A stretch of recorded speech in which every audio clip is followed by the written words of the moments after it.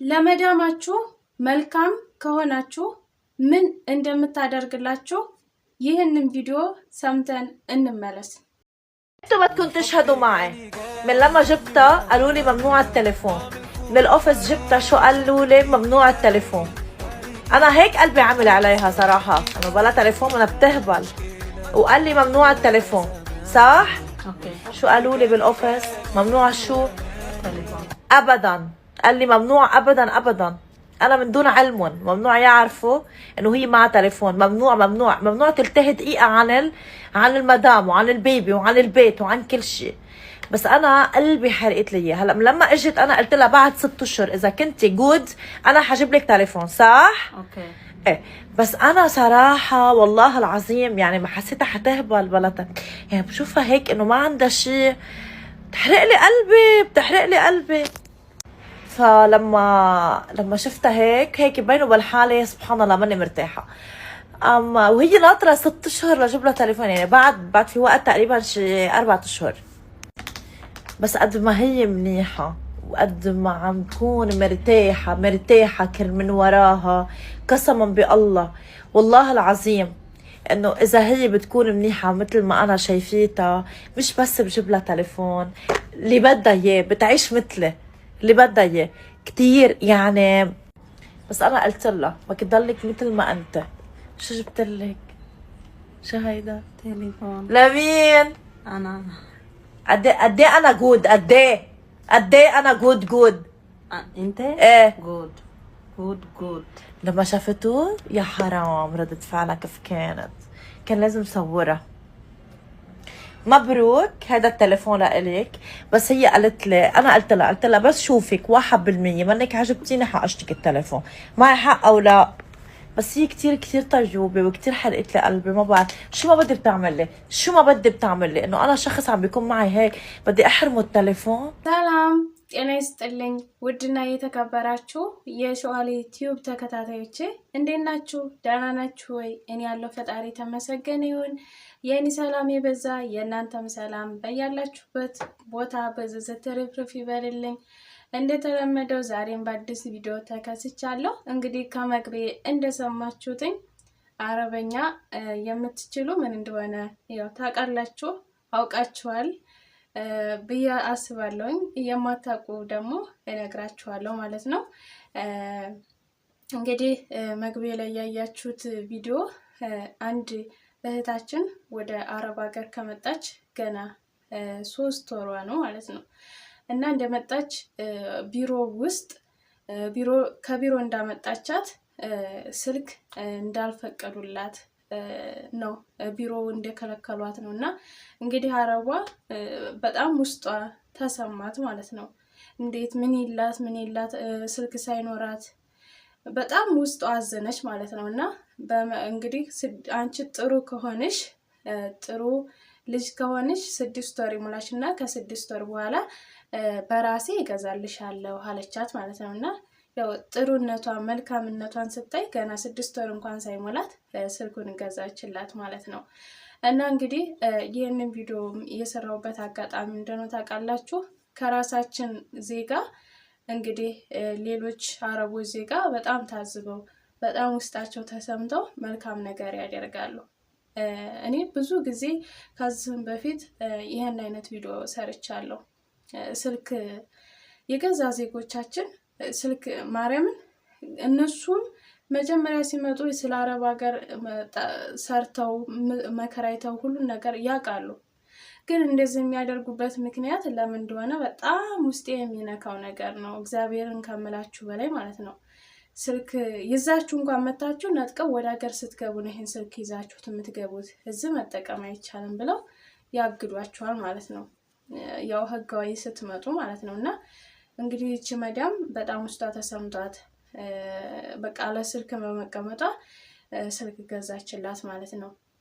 እና ምንድነው ሰው ሆኖ ብዙ ነገር ይሰማዋል፣ ይደብረናል፣ ይጨንቀናል። በዛን ሰዓት አንደኛ እዚህ ጋር እኔ ለእናንተ የሆነ መልካም ነገር የምሰራው ያው በስልኬ ነው አይደለ? እና የራሴን ቋንቋ ማውራት የምችለው ያው በስልኬ ነው። ምክንያቱም ከኔ ካጠገቤ አረቦች ነው ያሉት እና ስልኬ ነው የራሴን አማርኛ ቋንቋ የራሴን ቋንቋ እንድናገር የሚያደርገኝ ከሰዎች እንድግባባ የሚያደርገኝ ስልኬ ስለሆነ ማለት ነው።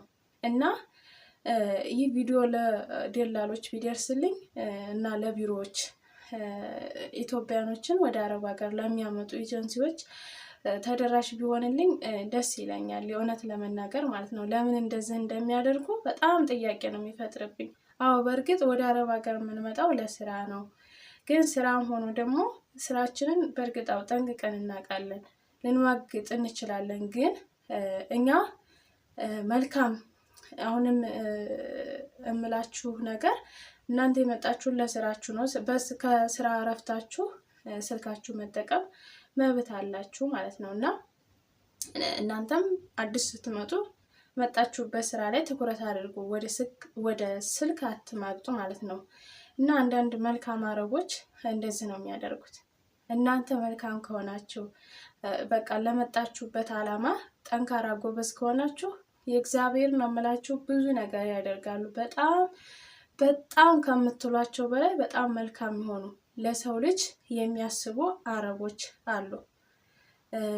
ሁላችንም ያው በእኛም በሀገር ላይ መጥፎ ሰዎች እንዳሉ በዚህም በአረብ ሀገር መጥፎ አረቦች አሉ ማለት ነው።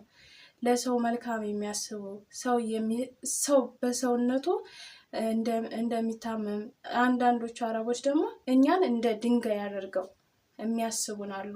ምክንያቱም እንደነሱ የማሰቢያ አእምሮ እንደሌለ እንደነሱ ስጋ እንደሆነ እንደተሸከምን የሚያውቁ አረቦች አሉ። አንዳንዶቹ ደግሞ አንድ አይነት እንደሆነን የሚያስቡ በጣም ለሰው ልጅ የሚያስቡ እኛን መርዳት እንደሚፈልጉ ተቸግረን አተን ወደ ስደት ላይ እንደወጣን በጣም የሚረዱ አረቦች አሉ ማለት ነው። እና አንዳንድ ጊዜ ከራሳችን ዜጋ የውጭ ሀገርን ዜጋ እንድናመሰግን ያደርጉናል አንዳንድ መጥፎ የሆኑ ሰዎች ማለት ነው። የገዛ ዜጎቻችን የሆነ መከራ ውስጥ ያስገቡናል።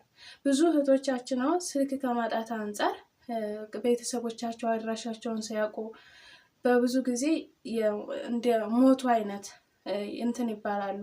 ምክንያቱም ይህን የሚያደርጉት ይመስለኛል እኔ አንዳንድ ጊዜ ሳስበው ይህን የሚያደርጉ እንትኖች ደላሎች ቢሮዎች በድብቅ ነው እንደሚያመጧቸው እኔ ይመስለኛል። ምክንያቱም ይህን የሚያደርጉት መጨረሻ ላይ ቢጠፉ እንኳን እንዳይገኙ አይነት ነገር እንደዛ ይሁን ህገወጥ ነገር ነው ወይስ ምንድነው ብዬ ራሴን ጥያቄ ፈጥራለሁ። ለምንድነው እንደዛ የሚሆንበት ምክንያት? ለምንድነው ስልክ የሚታገድበት? ለምንድነው ከኢትዮጵያ ስልክ ይዘው መጥተው ስልካቸው የሚነጠቅበት ምክንያት? ምክር መለገስ ነው በቃ። ሰው ነን፣ አረ እግዚአብሔርን ሰው እኮ ነን። ለምንድነው እንደዚህ የምናደርገው? እኔ ከዚህ በፊት የሆነ ጓደኛ የሆነ ልጅ አጋጥመኝ የእውነት በጣም ነው ያስለቀሰችኝ። እንደውም ቪዲዮ ሰርቻለሁ። ለምንድነው እንደዚህ የሚሆነው ብዬ ቪዲዮ ሰርቻለሁ። በጣም ነው ያንሰፈሰፈችኝ። በጣም ውስጧን ስትነግረኝ ስልኳን እንደመጣች እንደተነጠቀች ማለት ነው። ደላላ ቤት መጥተው የገዛ ዜጋዋ መታ ከእጇ ላይ ቀምታ አስወሰደችው ስልኳን ማለት ነው። ልጅ አለኝ ቤተሰብ አለኝ፣ አረ ለልጅሽ በልጅ አምላክ ስትለምናን ነው ከእጇ ላይ ነጥቃ ወደ ሀገር ልገቢ ስትይ ስልክሽ ይሰጥሻል ብላ ይዛባት ሄደችው። እና በዛውም ደግሞ አብረው ሆነው እንትኖቹ አረቦች በዛው አንድ ጋር ሆነው ያንን ነገር ስልክ እንዲይዙ አይፈቅዱም ማለት ነው። እና ለአረቦቹም እናንተ መከታት ሆኖ የገዛ ዜጋችን ካረዳን እናንተ ካረዳችሁን ማን ሊረዳን ነው? ለምንድን ነው ብዙ እህቶቻችን ተቀውሰው የቤተሰብ ናፍቆት የልጆቻቸው ናፍቆት እየጠበሳቸው ለምን ይሰቃያሉ? ስልክ ብዙ ነገር ይማራሉ። አብዛኞቹ በራስ ገንዘባቸው አውጥተው ገዝተው የሚሰጡት ማለት ነው። እኔ መጀመሪያ ጋር ስመጣ ሰዎች በራሳቸው ነው ገዝተው ለኔ የሰጡኝ። አሁን እህቴም ሰዎቹ ናቸው ገዝተው የሰጧት። ለምን ያውቃሉ፣ በቃ እኛ መልካም እንደሆነን ያውቃሉ። እኔም እዚህ ቤት ስኖር መልካም ለስራና ለስራ ትኩረት እንደማደርግ በእረፍት ሰዓቴ እረፍት ካለኝ አዎ ስልኬን ይዤ ቁጭ እላለሁ። እዚህ ጋር ስራ ቁጭ ብሎ ስልክ ይዤ አልቀመጥም። ስራዬን በስነ ስርዓት አከብራለሁኝ፣ እሰራለሁኝ። ባለ የትርፍ ሰዓት እነሱ ይዘው ቁጭ እንደሚሉት ስልክ እኔም ይዤ ቁጭ ማለት እፈልጋለሁ። ሰው ነኝ። እንደነሱ መተንፈስ መናገር የምችል ሰው እስከሆኑ ድረስ ማለት ነው። ሁሉም እነሱም እኮ ሰርተው ነው ገንዘብ የሚያመጡት። እነሱም እኮ ሎሌነት ተቀጥረው ነው። እነሱም እኮ እንደ ሰራተኛ ተቀጥረው ነው ገንዘብ አንዲተው ለኛ የሚሰጡት አይደለ? እኛም ደግሞ ሰርተን አገራችን ገብተን ተለውጠን ቤተሰብ አፍርተን የምናደርገው ያው ሰርተን ነው። ማንም ሰው ሳይሰራ ማንም ሰው ሳይፈጋ የሚያደርገው ሁሉም ሰራተኛ ነው። ሁሉም አረቦች እንደሚሉት ከዳማ ነው። በዚህ ዓለም ላይ ከዳማ ሳይኖር የኖር የለም። እኛ ለየት የሚያደርገው የቤት ውስጥ ስራ፣ ሽንት ቤት ስለምናጥብ፣ መሬት ስለምንወለውል፣ ለዛ ነው። ሁሉም የራሱ ድርሻ፣ ሁሉም የራሱ የሚሰራው ስራ አለ በዚህ ምድር ላይ ስንኖር ማለት ነው። ማንም ሳይሰራ ገንዘብ የሚያገኝ ሰው የለም። ሁሉም ለፍቶ ግሮ ነው ገንዘብን ማግኘት የሚችለውና ለዛ ነውና ይሄን ቪዲዮ ትማሩበታላችሁ ብዬ ስላሰብኩ ነው ይዤ የመጣሁት። ትማሩበታላችሁ ማለቴ እንዴት ከራሳችን ዜጋ መጥፎ ነገር አድርገው የነሱ እንዴት እንደሚያስቡልን እንዴት እንደሚንሰፈሰቡልን ስላሰብኩኝ ነው። እና ውድ ቤተሰቦች ላይክ ሼር ማድረጋችሁን አትርሱ። በአዲስ ቪዲዮ እስከምንገናኝ መልካም ጊዜ መልካም ቆይታ። እወዳችኋለሁ። ባይ ባይ።